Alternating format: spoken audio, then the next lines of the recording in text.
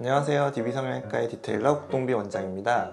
지난 영상에서 우리가 비절개법으로 쌍꺼풀 수술을 할 때 왜 양쪽 눈을 다른 수술 방법 또는 다른 위치의 쌍꺼풀을 만들어야 되는지 그 원리나 배경 또 수술 방법에 대해서 설명을 드렸는데요. 이번 시간에는 그럼 절개법을 할 때는 어떤 방법으로 또 양쪽을 다르게 수술을 하느냐, 또 고려해야 될 점은 무엇이냐. 비절개법보다 또 고려해야 될 부분이 더 많거든요. 달라질 수 있는 부분도 더 많고, 한마디로 제가 교정해 드릴 수 있는 부분도 더 많고, 그 부분에 대해서 한번 설명을 드릴까 해요. 절개법이 비절개법과 다른 점은, 비절개법은 쌍꺼풀 자체를 위치 조정을 할 수 있었다고 한다면은 째고 시작하거나 그런 게 아니기 때문에 구멍만 바꿔서 풀고 다시 하거나 그렇게 이제 맞춰 나가면 되는데, 절개법은 한번 째버리면 그걸 바꿀 방법은 없는 거예요. 없다는 게 다른 점이죠. 그래서 이제 처음에 일단 디자인을 하고 나서 양쪽을 똑같이 8mm 처음에 디자인을 했는데, 만약에 돌출한 쪽에서 좀 높아 보인다, 함몰한 쪽을 0.5mm라든지 경험이나 감에 의존해서 좀 더 높게 디자인을 한 다음에 좀 더 높게 째게 되겠죠. 그러고 나서 이제 수술을 하게 되는데, 이제 쌍꺼풀을 고정할 때쯤 됐을 때 양쪽에 이제 차이가 드러나게 되거든요. 먼저 이 부분을 설명드리기 전에 안검 외반 또는 점막 들림 현상에 대해서 좀 설명을 드릴까 해요. 이 눈꺼풀에 이제 속눈썹이 달려 있는데, 이 부분에 이제 밑에 흰 점막이 이렇게 살짝 보이는 경우들이 있어요. 이런 쌍꺼풀 수술이나 눈매 교정 수술을 하면 예전보다 들리는 게 맞아요.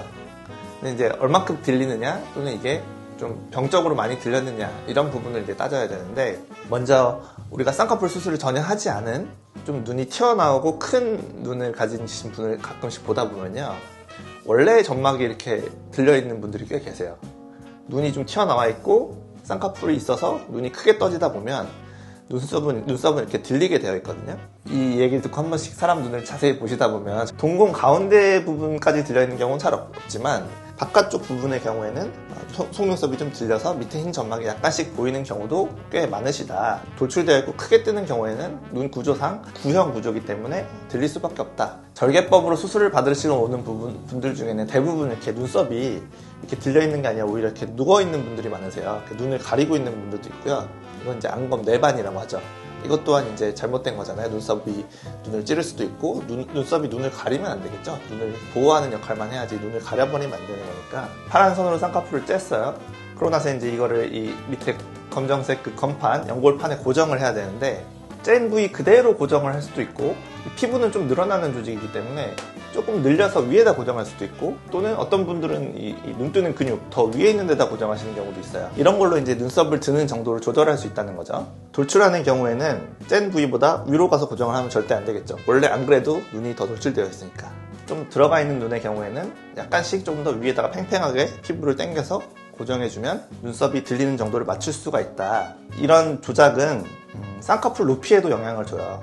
내가 분명히 쌍꺼풀을 이쪽을 좀 더 높게 째서 했는데, 근데도 만약에 이쪽이 얇게 나왔다, 함몰한 쪽이, 그런 경우에는 마찬가지로 고정을 좀 더 위에 하는 방식으로 하면 쌍꺼풀 두께도 좀 더 맞출 수가 있고, 눈썹이 들리는 정도도 맞출 수가 있다. 그런 부분까지 이제 수술을 하는 이제 의사가 결국엔 눈에 보여야만 할 수 있는 것이고, 굉장히 집요하게 꼼꼼하게 그런 부분까지 따져서 수술을 해야만 교정해 드릴 수 있는 부분이죠. 마지막으로 이제 열었으면 이제 닫을 때가 되는데, 닫기 전에 예를 들어서 한 3바늘 정도만 키 수쳐라고 하는데, 아주 중요한 수쳐다, 고정을 이제 임시로 해놔요. 눈을 떠보라고 하죠. 또 앉혀보기도 하고. 그러면은 또 함몰한 쪽에서 쌍꺼풀을 많이 덮는 경향이 생겨요. 이미 다 째가지고 수술해가지고 닫을 때가 다 됐는데 디자인을 바꾸거나 할 수도 없잖아요. 그랬을 때 이제 우리가 할 수 있는 게, 똑같이 쌍꺼풀을 일자로 쬐다고 해도 낮아 보이는 쪽에서 닫기 직전에라도 쌍꺼풀 위쪽 피부를 보통 1mm 이내 내외로 이제 잘라주게 되겠죠. 같은 높이의 쌍꺼풀이었다고 해도 위에 이렇게 덮는 피부를 좀 제거해주면 좀 더 높아지겠죠, 쌍꺼풀이. 꼬매는 거를 3군데 하고 풀르고 자르고 다시 꼬매고 이런 번거로움이 있긴 하지만, 이것 또한 이제 알지만 안 하게 되면 수술을 한 번 더 하셔야 되는 꼴이 되고, 그 사이에 어떤 짝짝이 비대칭에 대해서 또 스트레스를 받으실 거고, 의사 입장에서 사실은 저는 이제 대칭충이랄까요? 그래서 완벽주의적인 성격이 좀 있어서 넘어가지를 못해요. 자르고 다시 해보고 또 앉혀서 또 보고, 만약에 자른 폭이 좀 부족했다 싶으면 좀 더 하기도 하고, 굉장히 디테일한 과정을 통해서 적어도 제 눈에는 달라 보이지 않게끔 완성을 하고 나서야 수술을 끝내고 있죠. 절개법에서는 비절개법과 다르게 방법적으로나 어떤 다른 신경 써야 될 부분들도 많고, 안건 외반에 대해서 잠시 말씀드렸는데요. 이제 이번 영상을 사실 제작하게 된 어떤 계기도 사실 그분을 수술하면서 이런 거를 좀 알려드려야겠다, 그런 계기로 이제 제작을 하게 된 건데, 이제 돌출된 쪽에서 이제 쌍꺼풀을 잼 부위보다 높게 근육 같은 데다 고정을 하게 되면 굉장히 달라 보이는 그런 결과가 나오는 경우가 있거든요. 그래서 한쪽 눈은 굉장히 들려 있고 한쪽 눈은 이렇게 처져 있고 이렇게 돼서 오시는 분들이 계시는데, 원래 고정되어 있던 부위를 다 풀어주고 안쪽 근육도 다 제거해주고 원래 위치에 이제 느슨하게 고정해주면 잘 해결되는 경우가 있어요. 그런 분들도 너무 이제 포기하지 마시고, 왜 그렇게 됐는지, 뭐가 문제여서 다르게 됐는지 이제 파악을 하셨다면 제가 말씀드리는 이런 방법으로 교정이 가능하니까 와서 상담도 해보시고, 제가 뭐 그렇게 교정한 케이스들도 많이 보여드릴 수 있으니까 한번 방문하시기 바랍니다. 지금까지 DB성형외과의 디테일러 국동규 원장이었습니다. 감사합니다.